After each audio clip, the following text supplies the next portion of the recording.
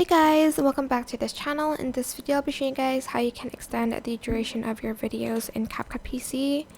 So there are two ways to do that. You can either just freeze frame it, and with that freeze frame you can extend it, but the frame will just be like frozen like a photo here, but it did extend the duration. Or you can select the video, go to speed, and just go and select the slow motion one, times it maybe like 0.4, or if you want it longer, maybe times it by 0.1.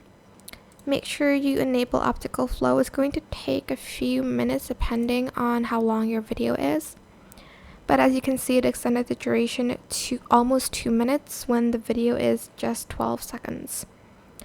So yeah, that is it. I hope this tutorial was helpful for you guys. Don't forget to like, comment, share. Also subscribe to this channel if you haven't done that already. If you have any more questions, just leave it in the comment section down below. I will try my best to answer them all for you guys.